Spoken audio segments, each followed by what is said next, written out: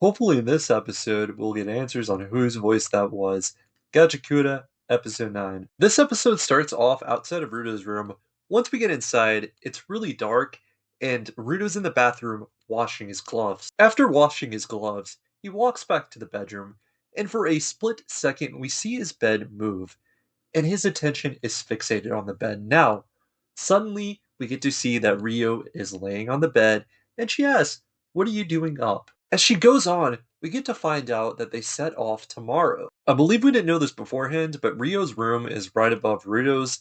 The reason she came in is because she heard, down below, Ruto moaning and groaning, so she got worried and snuck through his window. She got Ruto out here really struggling. Then we hear Rio talk about Ruto's hands being the reason that he's moaning and groaning. As Rio looks closer at Ruto's hands, I think these two quotes may or may not be important here.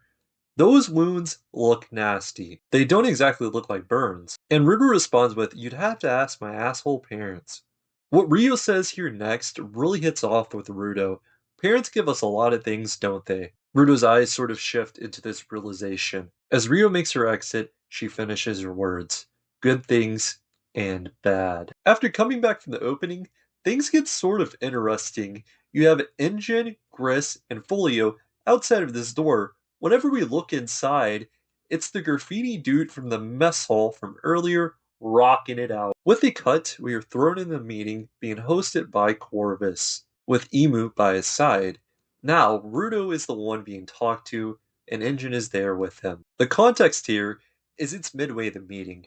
We hear something about a full face not being ready for Ruto. Corvus then assigns them to finish the last of their prep. Ruto's like, full face? Prep?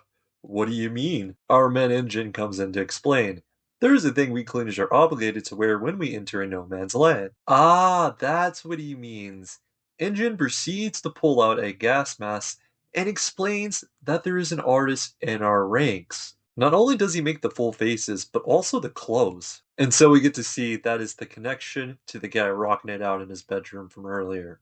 Orvis shifts the conversation back to the prep, and we get to hear what Ruto's prep is, and I'm just like, wait, what?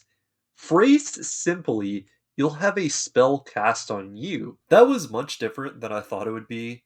So Imu goes on to talk about the risk of dying, and to minimize that risk, we have a particular giver cast, or rather draw a spell on you. The thing is, the boss gives this man free reign, and he's allowed to come to the HQ anytime, or even leave in this case, and he hasn't been seen for a while. So they have to go to the city of graffiti, Canvas Town. There's only one way to follow it up. Here's our lineup gonna be going to no man's land with us. As Engine goes on to name everyone in this group coming along, we get the two characters that we've seen earlier but didn't know their names. They're from a team called Eager, their names being Delmon and Tamsi. I'm adding this strictly because I don't think we've heard her name before, but it is Tommy. I really enjoy this lore knowledge. Engine goes on to say, typically you want to run with a team of 5 supporters, but they're not going to be doing this because they're going to be going to no man's land, and they need to have more givers. While Engine is explaining, Delmon walks over to Ruto and starts staring him down. Actually quite surprised. So Delmon just is really loud and screams. There he resonates with Ruto's whole backstory, and he wants to recruit him to Team Eager. Suddenly a gentle hand comes in with a tone shift. Tamsi is sort of quiet, and he has that like easygoing attitude that's just super peaceful. He tells Delmon, "You can't recruit him, Engine's already got him in." There we also get to know that Ruto's team is Akuta. This is great. I just love everyone in this Clanners group this far.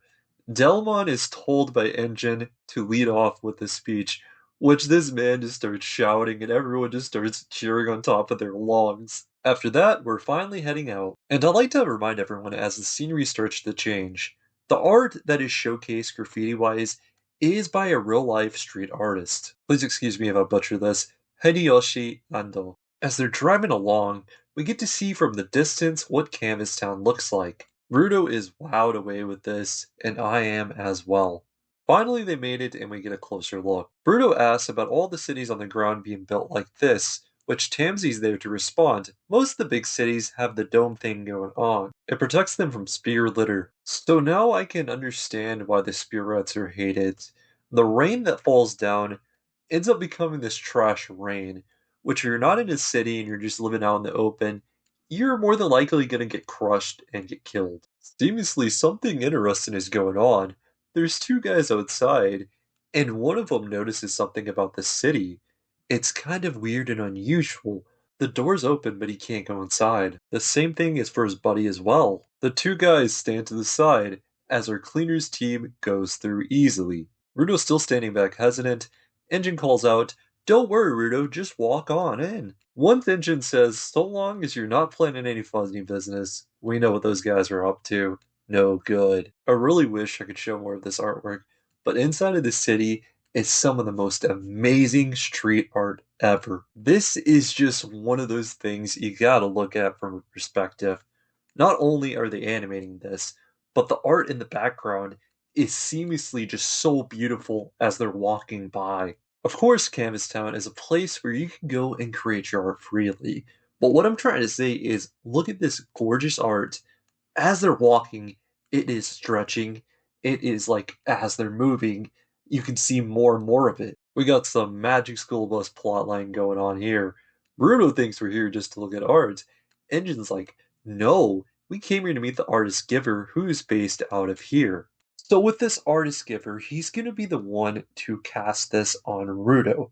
He does this by drawing things, and we get an example.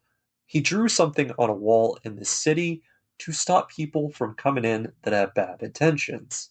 As Engine and the group are walking, we also get to know that this artist instrument is a very rare breed where it's handed down. Suddenly, as Engine is still talking, a girl runs into him and she falls over. As Engine asks, "Are you okay?" she starts to cry and runs away. As Engine is getting teased for making a kid cry, the mayor arrives. Engine goes on to state his business. "We came here to ask Gob for some spells again." We get some very sad and tragic news. He died this morning. Now we get to know what actually happened to him. He died from body pollution. He was doing art out in the polluted zone. For the little time we did know him, it also was hitting pretty hard for Rudo. This man did whatever he wanted and he didn't let anything deviate him. I feel so bad for this little girl. She is also going to be the heir to his generational vital instrument. The reason behind why someone gets chosen is really unknown, but whenever someone uses this pen that is chosen, they awaken the power to become a giver. This child is Remlin Tizark. Rudo is just sort of sitting there thinking about the passing down of a vital instrument, and Folio comes in to kind of explain it to him. When someone has been caring for an instrument for so long, it becomes stronger and stronger. It only makes sense that someone with a high giver potential can wield this vital instrument. And it all sort of makes sense, but there's also a complicated part where an occurrence like this is very rare. And here's the thing we gotta really point out. Rudo is talking to himself inside of his head, passing on a vital instrument while he looks at his gloves. After reminiscing and thinking about the good times, Engine says it's finally time to take leave. Before leaving, though, he goes over to Rumlin to say goodbye. "We'll come hang out again." She sits there silently, and we get the most craziest change up I've seen. No more, no more, no more dark stuff. Celebrate. She then takes the pen and runs out. There on the rooftop, we get to see her getting ready for some art. She was sad at first, but God can't rest in peace if we're all weepy all the time, and we get a showcase of the power. This makes it turn into a big brush. Drawing the symbol on the ground and using these spray cans, she's able to make them shoot up like fireworks.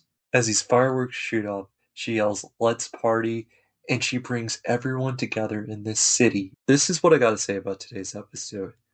It was absolutely my favorite one out of every episode we've seen so far. This canvas city, the art, it is beautiful. As they're walking, as we're paneling through, we get this beautiful, beautiful art all over. And we look at this whole story going on with the death of Gob. Seamlessly, it seemed like this little girl was just gonna give up, be depressed, and we're gonna have to wait a while. No, she easily jumped in, she was able to use his vital instruments, and she said, "No, I'm not gonna sit and be sad. God can't rest if I'm sitting there being sad." She seamlessly brings the entire city together to go out there, party, have fun, and most of all, do art together. So, what a great ending. No action here, and it still stood out as being great. That is something in itself. If I had to rate it, I'm going to say it is a 9-2. Another long one, but it was definitely deserved. Tell me what you guys' thoughts are on Gachiakuta Episode 9. Hope you stay safe, and until next time, peace out, guys.